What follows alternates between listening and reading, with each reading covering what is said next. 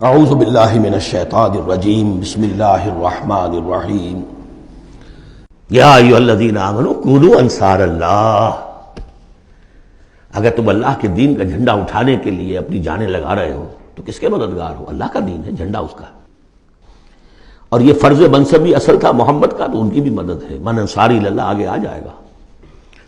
اہل ایمان اللہ کے مددگار بنو. کما قال عیسی ابن مریم للحواریین، جیسے کہ کہا تھا عیسیٰ ابن مریم نے اپنے حواریین سے، من انصاری اللہ، کون ہے میرا مددگار اللہ کی راہ میں.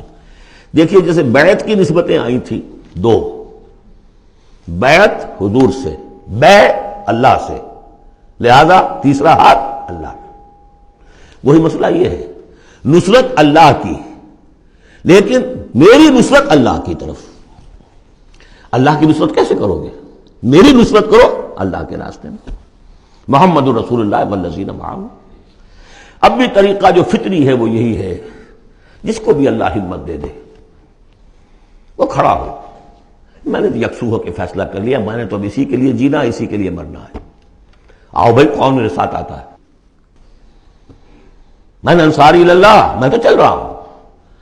کوئی ساتھی ملے گا تب بھی چلوں گا، نہیں ملے گا تب بھی چلوں گا.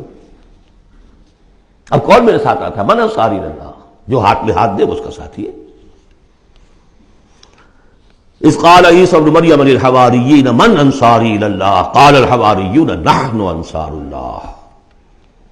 اگرچہ وہ مددگار تھے حضرت عیسیٰ کے، حقیقت میں تھے اللہ کے، بظاہر عیسیٰ کے، حقیقت اللہ کے. فآمنت طائفۃ من بنی اسرائیل، تو بنی اسرائیل دو گروہ میں تقسیم ہو گئے، ایک وہ جو ایمان لے آیا اور ایک وہ جو کفر پر اڑا رہا. وکفرت طائفہ فأیدنا الذین آمنوا علی عدوہم، تو ہم نے مدد کی ان کی جو ایمان لائے تھے ان کے خلاف، کہ جنہوں نے کفر کیا تھا ان کے دشمنوں کے خلاف. فاصبحوا ظاہرین، بالآخر وہی کامیاب ہوئے. لیکن یہ کامیابی آسانی سے ہاتھ نہیں آئی تھی، اچھی طرح سمجھ لیجیے گا. 300 برس لگے ہیں حواریین مسیح کو، اور ان کے اصل پیروکار جو تھے حضرت مسیح کے، وہ سختیاں انہوں نے جھیلی ہیں. تاریخ انسانی میں اگر آپ لیں گے ایک مقدار کی حیثیت سے تو اتنی زیادہ قربانیاں شاید کسی نبی کے ساتھیوں نے نہیں دی. ایک ہے ایک چیز جو ہے وہ سمٹ کر آ گئی ہو تھوڑے سے وقت میں، وہ ہے حضور کا معاملہ، یہ حضور کا اور آپ کے ساتھیوں کا. لیکن جتنے طویل عرصے تک اور جس قدر شدید پرسیکیوشن، عام خیال یہی، اور میں بھی اس کا قائل ہوں، کہ سورہ یاسین میں جو ذکر ہے، وہ جو 2 رسول بھیجے گئے اور پھر تیسرا بھیجا گیا، وہ اصل میں حواریین مسیح تھے. رسول کے رسول تھے، اللہ کے رسول نہیں تھے براہ راست. اسی طریقے سے آپ کو معلوم ہے جو پرسیکیوشنز ہوئی ہیں ان کی، جس طریقے سے انہیں ستایا گیا ہے. جو اصحاب الاخدود تھے وہ بھی عیسائی تھے، جن کو کہ یہودیوں نے جلایا، ابو نواس نے، وہ بھی عیسائی تھے، حضرت مسیح کے ماننے والے. اسی طریقے سے یہ 7 سلیپرز کون تھے جو جان بچا کر گئے تھے؟ اصحاب کہف عیسائی تھے.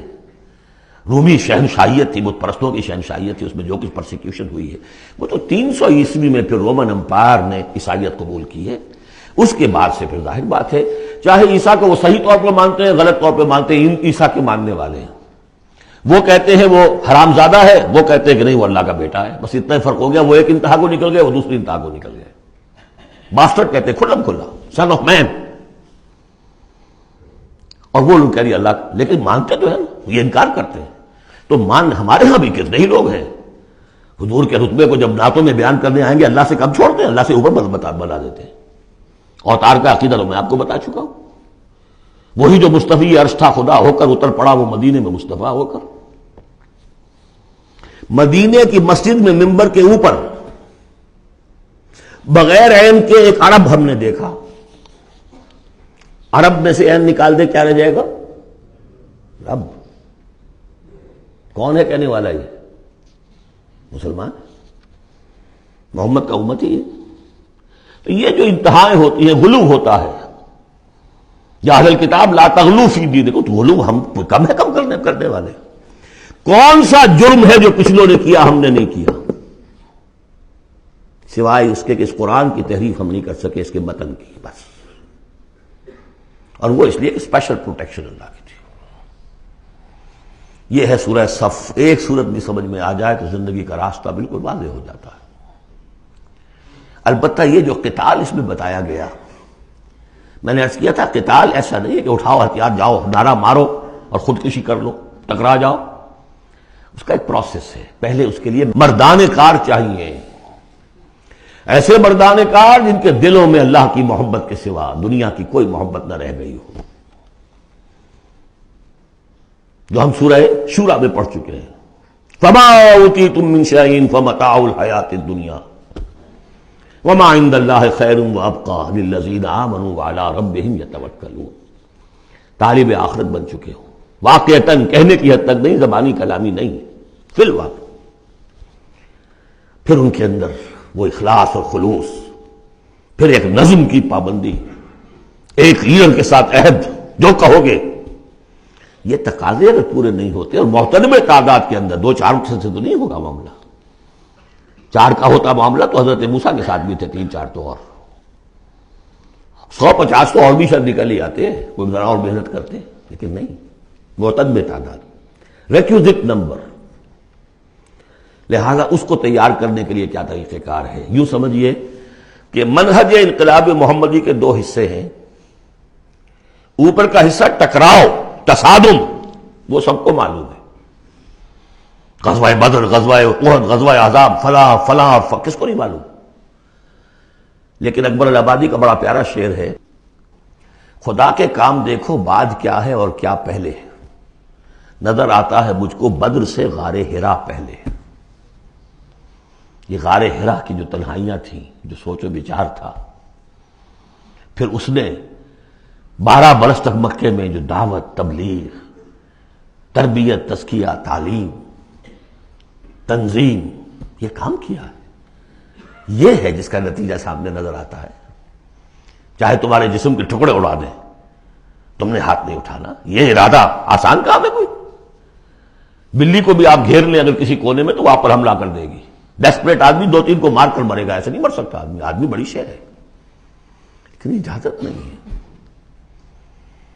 یہ تیاری جو کرائی ہے محمد رسول اللہ نے، تو ایک ہے تصادم کا مرحلہ، اور ایک ہے تصادم کے لیے آدمی تیار کرنا. آدمی فراہم کیسے کرے، تیار کیسے کرے.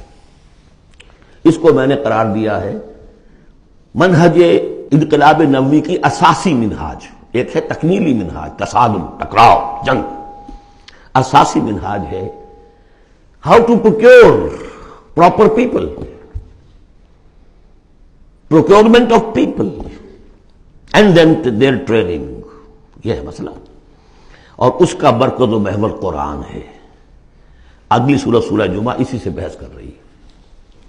یوں سمجھ لیجئے کہ بعثت محمدی کا مقصد، اس کے لیے تصادم کے مراحل، یہ سورہ صف میں، لیکن اس کے لیے مردان کار کی تیاری کا عمل سورہ جمعہ میں.